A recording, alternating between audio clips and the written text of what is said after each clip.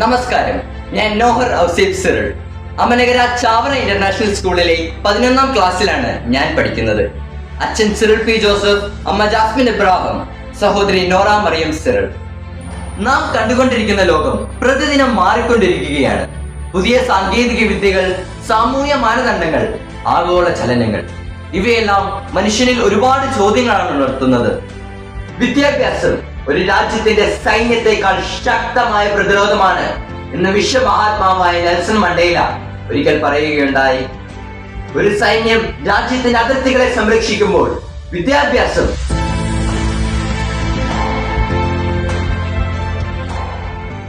ഈ ലോകം മനസ്സിലാക്കപ്പെടുന്നത് ഒരേ കാഴ്ചപ്പാടിലൂടെയല്ല, മറിച്ച് വൈവിധ്യമാർന്ന കണ്ണുകളിലൂടെയാണ്. ബഹുമാന്യരായ വിധികർത്താക്കളെ, പ്രിയ സുഹൃത്തുക്കളെ, മഹത്തായ വികസനങ്ങളെല്ലാം വൈവിധ്യത്തിൽ നിന്നാണ് പിറവിയെടുത്തത്. ഗാന്ധിജിയെ രൂപപ്പെടുത്തിയത് ദക്ഷിണാഫ്രിക്കയിലെ അനുഭവങ്ങളായിരുന്നു. മാർട്ടിൻ ലൂതർ കിങ്ങിനെ പ്രചോദിപ്പിച്ചത് ഇന്ത്യയിലെ അഹിംസാ സിദ്ധാന്തവും. ഈ ഉദാഹരണങ്ങൾ നമ്മെ ഓർമ്മിപ്പിക്കുന്നത് വൈവിധ്യം വെറും വ്യത്യസ്തതയല്ല, അതാണ് ഈ ലോകത്തെ തന്നെ മാറ്റിമറിക്കുന്ന ശക്തി എന്നതാണ്. നാം കഴിയുന്നത് ആഗോളവൽക്കരണത്തിന്റെ പുതിയ തലമുറയിലാണ്.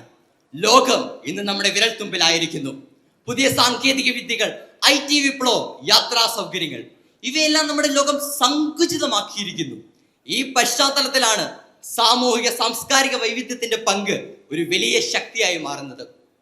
വ്യത്യസ്ത മതങ്ങൾ, ഭാഷകൾ, ആചാരങ്ങൾ, കലാരൂപങ്ങൾ, ഇവയെല്ലാം ചേർന്നതാണ് ഈ ലോകത്തിന്റെ സാംസ്കാരിക സമൃദ്ധി. ഒരു സമൂഹം മറ്റൊന്നുമായി ബന്ധപ്പെടുമ്പോൾ പുതിയ ആശയങ്ങൾ, പ്രവൃത്തി പദ്ധതികൾ, മൂല്യങ്ങൾ, ഇവ തമ്മിൽ കൈമാറ്റം നടക്കുന്നു. ഇതുവഴി പുതിയ ആശയങ്ങളുടെയും കണ്ടുപിടുത്തങ്ങളുടെയും ഉത്ഭവം സാധ്യമാകുന്നു. ജാപ്പനീസ് ശുചിത്വ സംസ്കാരം, അമേരിക്കൻ സാങ്കേതിക നവോത്ഥാനം, ഇന്ത്യൻ ആധ്യാത്മിക പാരമ്പര്യം, ഇവയെല്ലാം ലോകം ഏറ്റെടുത്ത ഉദാഹരണങ്ങളാണ്. സാംസ്കാരിക വൈവിധ്യത്തെ അംഗീകരിക്കുന്നതിലൂടെ ലോകം കൂടുതൽ സഹിഷ്ണുതയുടെയും സഹവാസത്തിന്റെയും ദിശയിലേക്ക് കടക്കുന്നു. ആഗോള സാമൂഹിക സാംസ്കാരിക വൈവിധ്യത്തിന്റെ പ്രസക്തി ഇവിടെയാണ്. പുതിയ ആശയങ്ങൾ സംവദിക്കുമ്പോഴാണ് ആവിഷ്കാരങ്ങൾ ഉണ്ടാകുന്നത്. വ്യത്യസ്ത പാരമ്പര്യങ്ങൾ തമ്മിൽ ലയിക്കുമ്പോഴാണ് പുതിയ അറിവിന്റെ കാതൽ പിറക്കുന്നത്. ഓരോ സംസ്കാരത്തിന്റെയും ഉള്ളടക്കം പുതിയ അറിവാണ്. ഓരോ ജനതയുടെയും കാഴ്ചപ്പാട് പുതിയ ദിശയാണ്. ഓരോ ആചാരവും ഓരോ കലാരൂപവും പുതിയ പുതിയ നൂതന ചിന്തകളുടെ വാതായനമാണ്.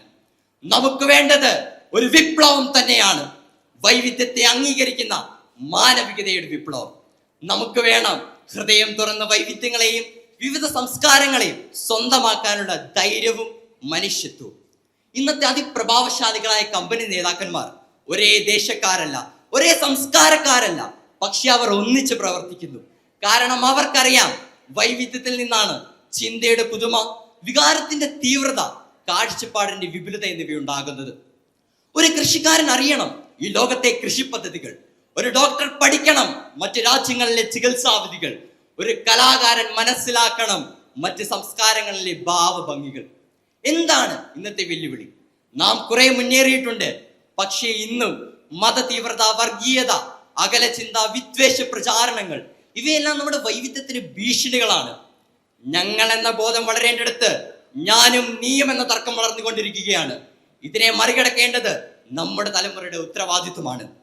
നമുക്ക് വേണ്ടത് ഒരു ഒരുമയുള്ള ഭാവിക്ക് വഴിയൊരുക്കുന്ന സമൂഹമാണ്.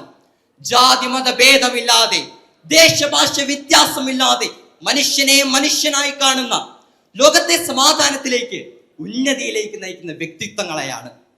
ഈ ലോകം മുന്നോട്ട് പോകേണ്ടത് സാങ്കേതിക വിദ്യകളുടെ ഉറപ്പിലല്ല, മറിച്ച് മാനവികതയുടെ, വിവിധ സംസ്കാരങ്ങളുടെ വൈവിധ്യം ഉൾക്കൊള്ളുകൊണ്ടാണ്.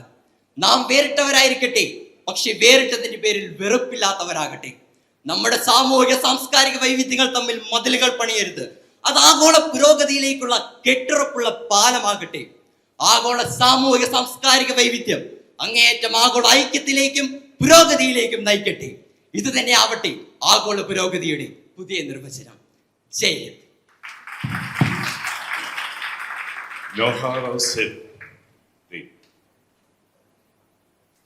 ചില ദ്വീപുകളിലും സ്ഥലങ്ങളിലൊക്കെ ഇപ്പോഴും നിയമം മൂലം മറ്റാർക്കും കടന്നു പാടില്ല, ഒരുപാട് സമ്പർക്കവും പാടില്ല. ശരിക്കും ഇത് ഒരു നീതി നിഷേധമല്ലേ? അവർക്ക് വൈവിധ്യങ്ങളില്ലല്ലോ. അവരിവിടുത്തെ ഡ്രസ് ഉണ്ടേലുണ്ട്, ഇല്ലേ ഇല്ല. അവരുടെ ഭക്ഷണം വാട്ടുവറിയില്ല, അവരുടെ ഭാഷ. അവർക്ക് അവരിലേക്ക് ആരും മറ്റൊരു കടന്നു ചെല്ലാൻ പാടില്ല.